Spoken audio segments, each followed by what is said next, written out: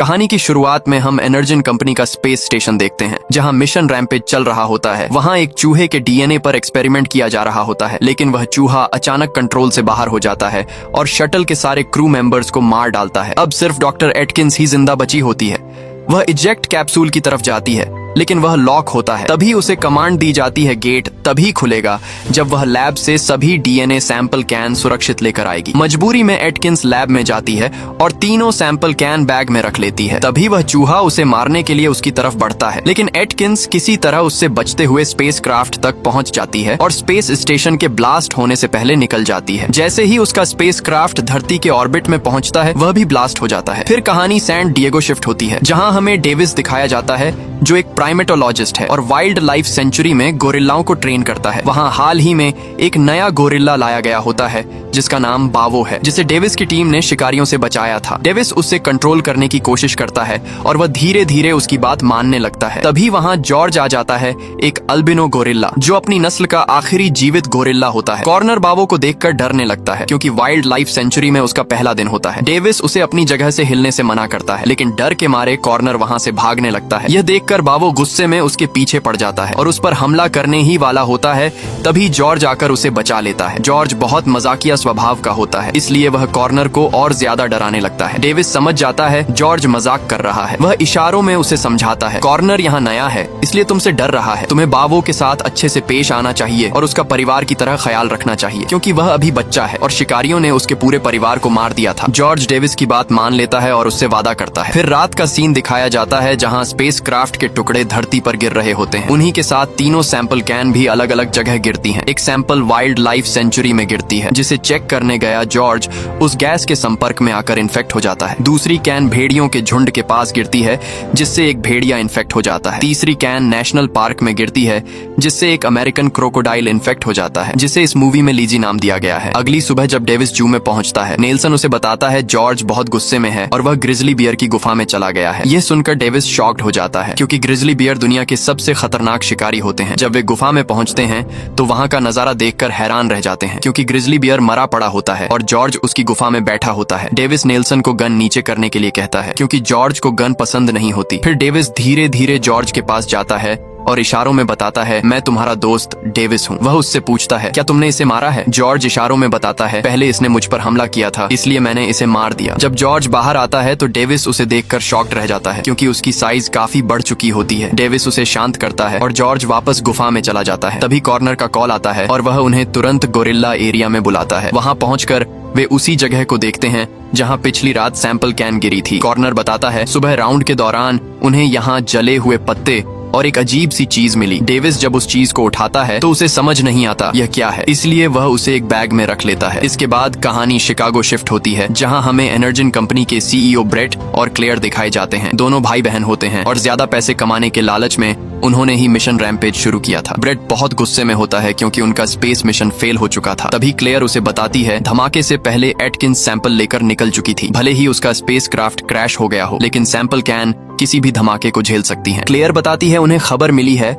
Wyoming में एक उल्का जैसी चीज गिरते देखी गई है, इसलिए अगर वे सैंपल ढूंढ लें तो उसे बेचकर खरबों कमा सकते हैं। ब्रेट कहता है, अगर किसी और ने वह सैंपल पहले ढूंढ लिया तो हम पकड़े जाएंगे, क्योंकि यह एक्सपेरिमेंट इंसानों की भलाई के लिए नहीं बल्कि पैसे कमाने के लिए किया गया था। क्लेयर जवाब देती है, वह उसे ढूंढने के लिए बर्क को भेजेगी। बर्क एक खतरनाक आदमी होता है जिसकी खुद की प्राइवेट फोर्स होती है। क्लेयर का मैसेज मिलते ही वह अपने साथियों के साथ हेलीकॉप्टर में वायोमिंग के लिए निकल पड़ता है। वहीं लॉस एंजलिस में हमें डॉक्टर केट दिखाई जाती है, जो 2 साल पहले एनर्जिन में काम करती थी। वह सुबह ब्रेकफास्ट करते हुए टीवी पर न्यूज देखती है। न्यूज पे बताया जाता है, एनर्जिन के स्पेसक्राफ्ट का एक हिस्सा San Diego wildlife sanctuary के पास गिरा है और वहाँ का एक गोरिल्ला गायब है। ये सुनते ही केट समझ जाती है कुछ बहुत गलत हुआ है, इसलिए वह तुरंत वहाँ के लिए निकल पड़ती है। उधर बर्क अपनी टीम के साथ वायोमिंग पहुँचता है, जहाँ दूसरा कैप्सूल गिरा था, लेकिन जब वह वहाँ जांच करता है तो पता चलता है सैंपल कैन पूरी तरह डैमेज हो चुकी है। बर्क क्लेयर और ब्रेट को वीडियो कॉल करके बताता है, उन्हें कैन तो मिल गई है लेकिन वह बहुत बुरी तरह डैमेज हो चुकी है। वह यह भी बताता है,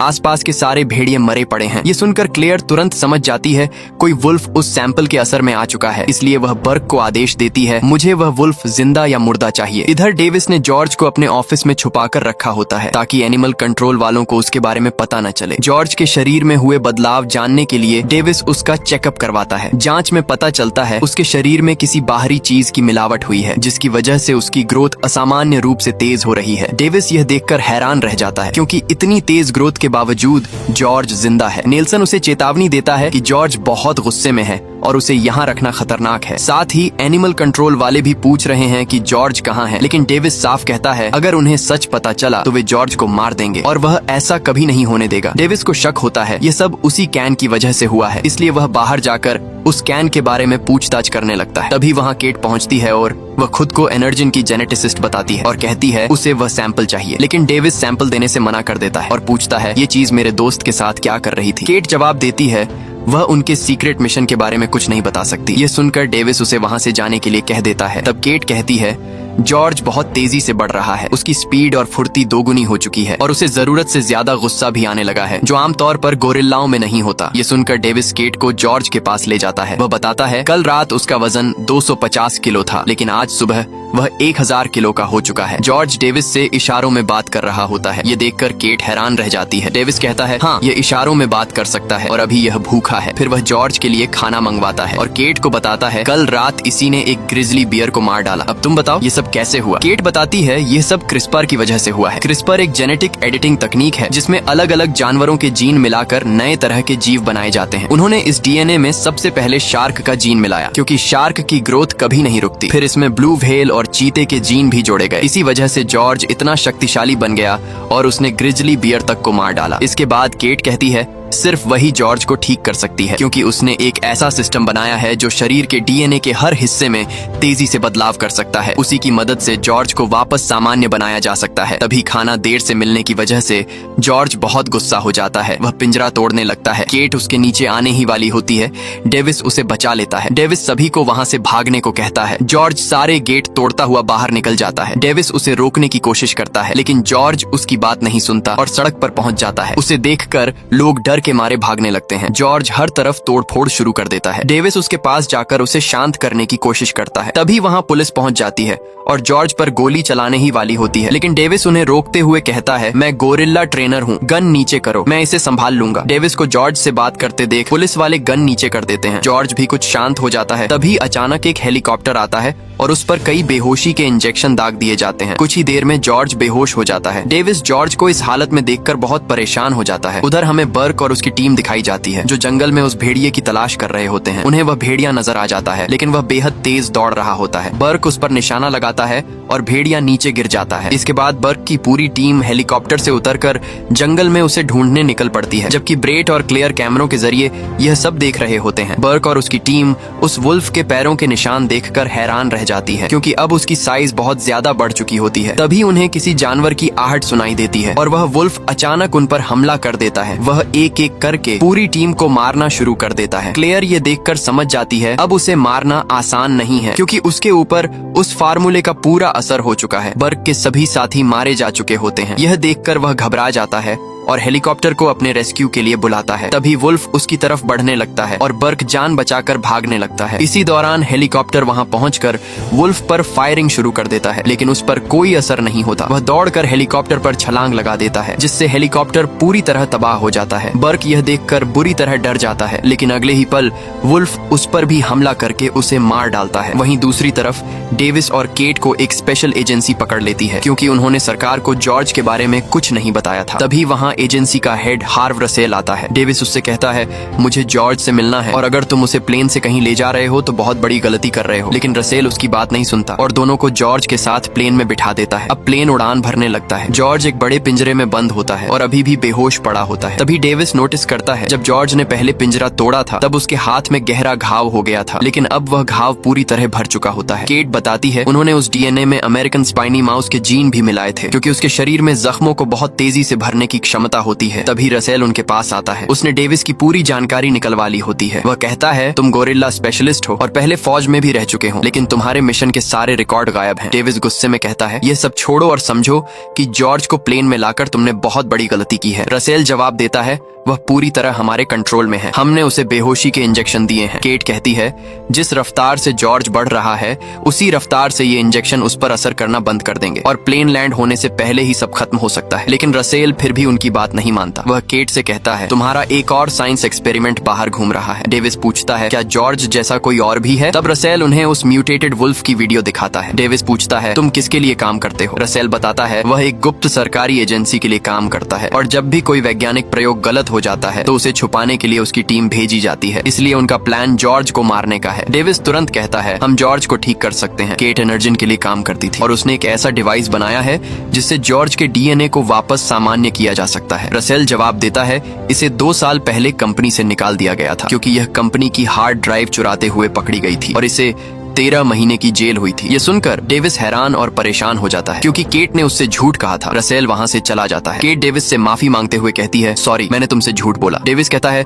मुझे सिर्फ इतना बताओ, क्या तुम जॉर्ज को ठीक कर सकती हो या नहीं? केट जवाब देती है, नहीं, मैं उसे ठीक नहीं कर सकती। फिर हमें ब्रेट और क्लेयर दिखते हैं। उन्हें पता चल चुका होता है किसी एजेंसी ने उस गोरिल्ला को पकड़कर प्लेन में डाल दिया है। क्लेयर ब्रेट को अलग ले जाकर अपना प्लान बताती है। वह कहती है, जिन जानवरों पर उन सैंपल कैंस का असर हुआ है उनके अंदर उनका बनाया हुआ डीएनए मौजूद है। अगर वे एक low frequency radio wave on कर दें तो वे सभी जानवर उसी सिग्नल की तरफ खींचे चले आएंगे। उनके इंजीनियर ने बिल्डिंग के एंटीना को मॉडिफाई करके एक खास ट्रांसमीटर बना दिया है, अब बस उसे एक्टिवेट करना है। क्लेयर बताती है, जैसे ही सिग्नल ऑन होगा वे जानवर रास्ते में आने वाली हर चीज तबाह करते हुए उनकी तरफ बढ़ेंगे। फिर आर्मी उन्हें मार देगी और वे उनके डीएनए को निकालकर बेच देंगे। इसके बाद क्लेयर एंटीना ऑन कर देती है। दोनों बहुत खुश होते हैं। एंटीना एक्टिव होते ही उसके रेडियो सिग्नल चारों तरफ फैलने लगते हैं और उसी समय म्यूटेटेड वुल्फ और लिजी क्रोकोडाइल दोनों उस सिग्नल की तरफ आकर्षित होने लगते हैं। वहीं जॉर्ज भी उस सिग्नल को महसूस कर लेता है और उसे होश आ जाता है। वह गुस्से में पूरा पिंजरा तोड़कर बाहर निकल आता है। रसेल तुरंत सभी को उसे मारने का आदेश देता है। एजेंट्स जॉर्ज पर फायरिंग शुरू कर देते हैं जिससे वह और भड़क जाता है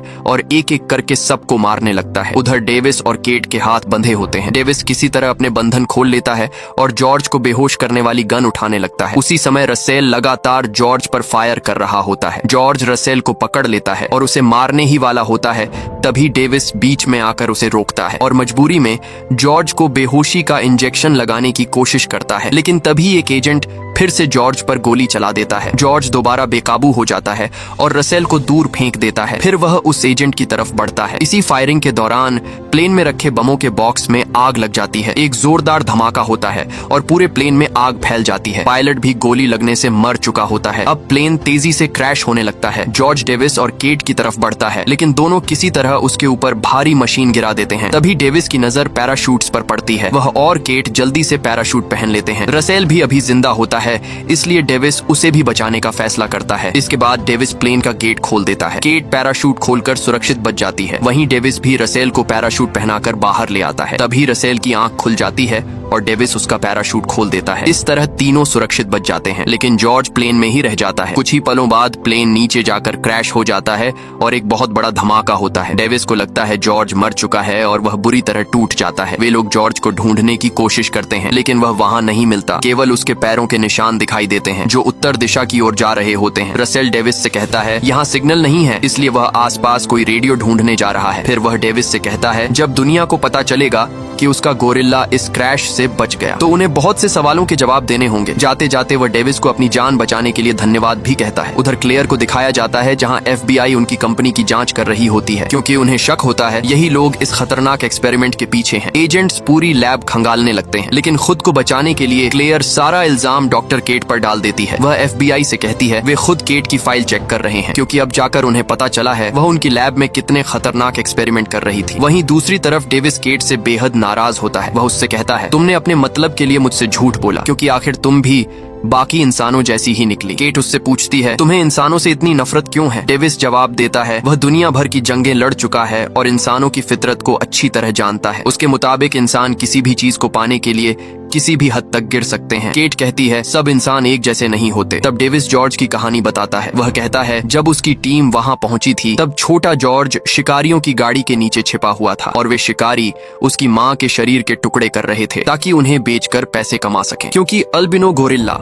ब्लैक मार्केट में बेहद कीमती होता है, इसलिए जॉर्ज कभी जिंदा नहीं बच पाता। इसी वजह से वह उसे अपने साथ ले आया। केट पूछती है उन शिकारियों का क्या हुआ। डेविस ठंडे लहजे में जवाब देता है, मैंने उन सबको मार डाला। इसके बाद डेविस वहाँ से चला जाता है, लेकिन केट उसके पीछे आती है और उसे समझाती है कि अच्छी बात यह है कि जॉर्ज इंसानों के बारे में तुम्हारी तरह नहीं सोचता। जब उसकी माँ मारी गई थी तब उसका इंसानों से विश्वास उठ जाना चाहिए था, लेकिन फिर भी वह तुम पर भरोसा करता है। फिर केट अपनी कहानी बताती है। वह कहती है कॉलेज के बाद उसने क्रिस्पर टेक्नोलॉजी का इस्तेमाल खत्म होते जानवरों को बचाने के लिए शुरू किया था, लेकिन फिर उसका भाई बीमार पड़ गया। डॉक्टरों ने कह दिया उसके बचने की उम्मीद बहुत कम है, जबकि केट जानती थी क्रिस्पर उसकी जान बचा सकता है। फिर मैं एनर्जिन की सीईओ क्लेयर से मिली, जिसने मुझे नौकरी पर रखा और लीड जेनेटिक रिसर्चर बना दिया। लेकिन मुझे यह नहीं पता था मैं जो भी इलाज अपने भाई के लिए तैयार कर रही थी, वे लोग उसी रिसर्च का इस्तेमाल खतरनाक डीएनए हथियार बनाने में कर रहे थे। जब मुझे सच पता चला तो मैंने सारे सैंपल नष्ट करने की कोशिश की, लेकिन सिक्योरिटी ने मुझे पकड़ लिया और मुझ पर झूठा इल्जाम लगाया गया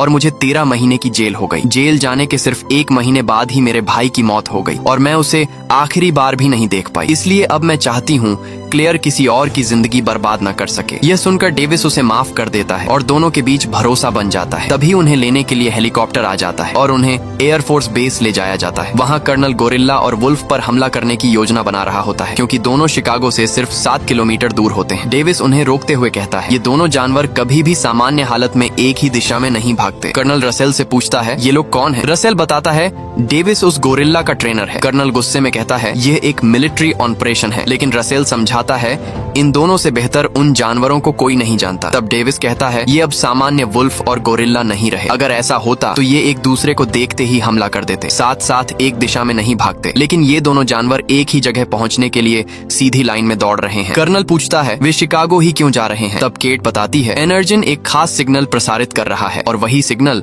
उन्हें अपनी तरफ खींच रहा है। ये सुनकर डेविस कहता है शिकागो को तुरंत खाली करवाना होगा, क्योंकि ये किसी भी बमबारी से नहीं रुकेंगे। लेकिन कर्नल उसकी बात अनसुनी कर देता है। तभी उसे एफबीआई का मैसेज मिलता है। वह कहता है एफबीआई ने आदेश दिया है तुम दोनों को यहीं रोका जाए, क्योंकि उन्हें तुमसे पूछताछ करनी है। इसके बाद कुछ ऑफिसर उन्हें पकड़कर बाहर ले जाने लगते हैं। तभी केट डेविस से कहती है फायरिंग उन जानवरों को ज्यादा देर नहीं रोक पाएगी, इसीलिए उन्हें खुद शिकागो पहुंचना होगा। मौका मिलते ही दोनों वहां से भाग निकलते हैं। 2 कमांडो उन्हें रोकने की कोशिश करते हैं, लेकिन डेविस उन्हें बेहोश कर देता है। अब उन्हें एक हेलीकॉप्टर चाहिए होता है जिसके पास कोई सुरक्षा न हो। केट कहती है हॉस्पिटल के बाहर ऐसा हेलीकॉप्टर जरूर मिलेगा। दोनों उसी तरफ बढ़ते हैं। तभी वहाँ रसेल आ जाता है। डेविस को लगता है वह उन्हें रोकने आया है, इसलिए वह उसे समझाने लगता है तुमने देखा है जॉर्ज ने प्लेन का क्या हाल किया था और ये लोग अब भी खतरे को नहीं समझ रहे। अगर किसी को कुछ करना है तो वह हमें ही करना होगा। केट कहती है क्लेयर कभी ऐसा हथियार नहीं बनाएगी जिसे वह कंट्रोल न कर सके, इसलिए एनर्जिन में जरूर कोई एंटीडोट होगा जो इन जानवरों के बदलाव को रोक सकता है। रसेल भी उनकी बात मान जाता है। वह उन्हें हेलीकॉप्टर की चाबी देता है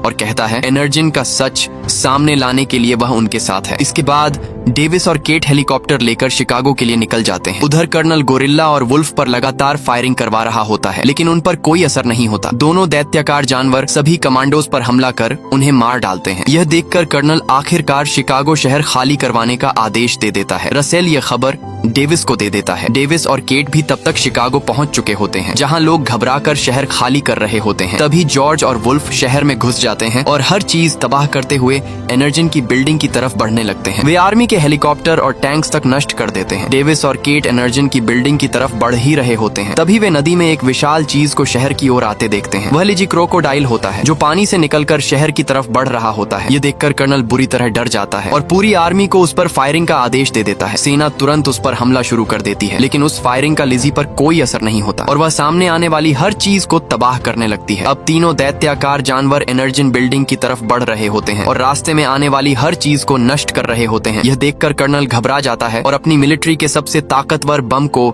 लॉन्च करने का आदेश दे देता है। उधर रसेल भी शिकागो के लिए रवाना हो जाता है। डेविस और केट एनर्जिन की बिल्डिंग पहुंचते हैं, लेकिन लैब का गेट लॉक होता है। तभी रसेल का कॉल आता है। वह बताता है 30 मिनट में शहर पर एक स्पेशल बम गिराया जाएगा, इसलिए जो भी करना है जल्दी करो। डेविस गेट तोड़कर लैब के अंदर घुस जाता है और फिर दोनों एंटीडोट ढूंढने लगते हैं। उधर ब्रेट और क्लेयर अपना सामान पैक कर भागने की तैयारी कर रहे होते हैं। तभी क्लेयर कैमरों में देखती है केट लैब में पहुंच चुकी है। कुछ देर बाद डेविस और केट को आखिरकार एंटीडोट मिल जाता है। केट उसमें से 3 डोज निकाल लेती है। तभी क्लेयर वहाँ पहुँच जाती है और कहती है ये कोई इलाज नहीं है, ये जानवरों को वापस सामान्य आकार में नहीं ला सकता, बस उनकी ग्रोथ और गुस्से को रोक सकता है। इसके बाद वह केट से एंटीडोट वापस मांगती है, लेकिन केट पहले ही एक डोज छिपा चुकी होती है और क्लेयर को सिर्फ 2 एंटीडोट देती है। क्लेयर उन्हें अपने साथ चलने के लिए कहती है, लेकिन डेविस साफ मना कर देता है। तब क्लेयर डेविस पर गोली चला देती है, जिससे वह नीचे गिर जाता है और मरने का नाटक करता है। इसके बाद क्लेयर केट को अपने साथ चलने के लिए मजबूर करती है। तभी तीनों विशाल जानवर बिल्डिंग तक पहुंच जाते हैं और उस पर चढ़ने लगते हैं। क्लेयर हेलीकॉप्टर में बैठकर भागने ही वाली होती है। तभी जॉर्ज वहां पहुंच जाता है और हेलीकॉप्टर को तोड़ देता है। हेलीकॉप्टर सीधे केट पर गिरने वाला होता है, लेकिन उसी समय डेविस आकर उसे बचा लेता है। केट उसे जिंदा देखकर खुश हो जाती है और बताती है उसके पास एक एंटीडोट बचा है। डेविस कहता है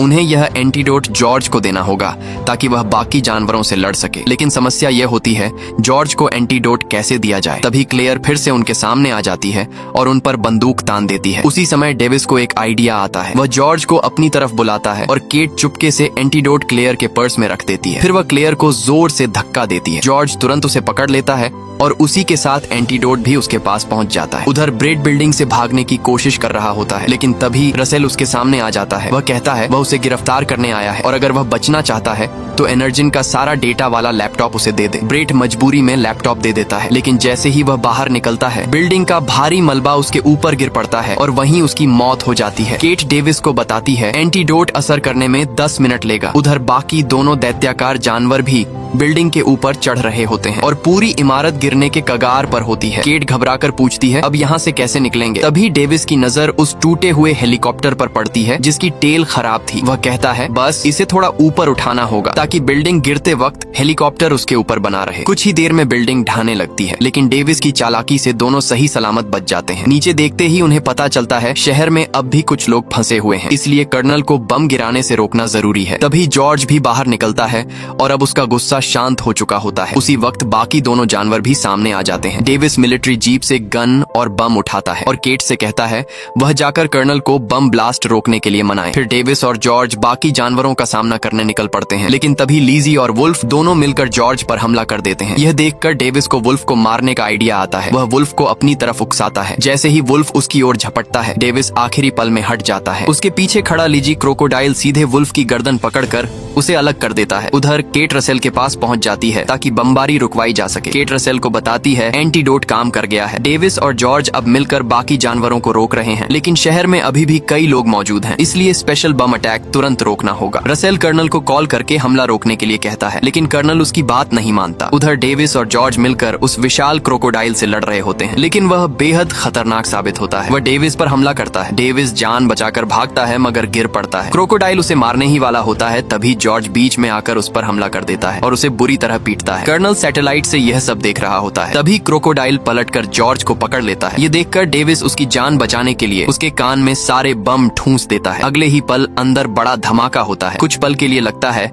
क्रोकोडाइल मर गया, लेकिन वह फिर भी जिंदा होता है। वह दोबारा डेविस पर हमला करने बढ़ता है, तभी जॉर्ज फिर से आकर उसे बचा लेता है। क्रोकोडाइल गुस्से में जॉर्ज को दूर फेंक देता है। जॉर्ज लोहे की रॉड पर बुरी तरह घायल हो जाता है। यह देखकर क्रोकोडाइल उसकी तरफ बढ़ता है और उसे खत्म करने लगता है। अपने दोस्त को मरता देख डेविस पास पड़े हेलीकॉप्टर से क्रोकोडाइल पर हमला कर देता है, जिससे क्रोकोडाइल का ध्यान जॉर्ज से हट जाता है और वह डेविस की तरफ बढ़ने लगता है। डेविस उस पर अपने सारे बम फेंक देता है, जिससे जोरदार धमाका होता है, लेकिन फिर भी उसे कुछ नहीं होता। वह हेलीकॉप्टर को अपने मुंह में पकड़कर दूर फेंक देता है। समय रहते डेविस हेलीकॉप्टर से कूद जाता है। अब क्रोकोडाइल डेविस को मारने के लिए उसकी तरफ झपटता है। तभी पीछे से जॉर्ज लोहे की रॉड लेकर आता है और पूरी ताकत से उसे क्रोकोडाइल की आंख के आर पार घोंप देता है। इस बार वह दैत्य वहीं ढेर हो जाता है। कर्नल यह सब देखकर अपना बम मिशन तुरंत रद्द कर देता है, लेकिन जॉर्ज की हालत बहुत खराब हो चुकी होती है। वह लड़खड़ाता हुआ एक जगह जाकर लेट जाता है। डेविस उसके पास बैठकर कहता है तुमने मेरी जान बचाई, और तभी जॉर्ज शांत हो जाता है। डेविस को लगता है वह मर गया। वह टूट जाता है और रोने लगता है। तभी रसेल और केट भी वहां पहुंचते हैं। वे भी जॉर्ज को मृत समझकर दुखी हो जाते हैं। केट कहती है इसने सिर्फ तुम्हारी नहीं बहुत सारे लोगों की जान बचाई है। उसी वक्त अचानक जॉर्ज अपना हाथ हिलाता है। सब समझ जाते हैं कि वह मरा नहीं, सिर्फ मजाक कर रहा था। जॉर्ज फिर से डेविस का मजाक उड़ाने लगता है और यह देखकर सभी राहत की सांस लेते हैं। आखिर में सभी खुश होते हैं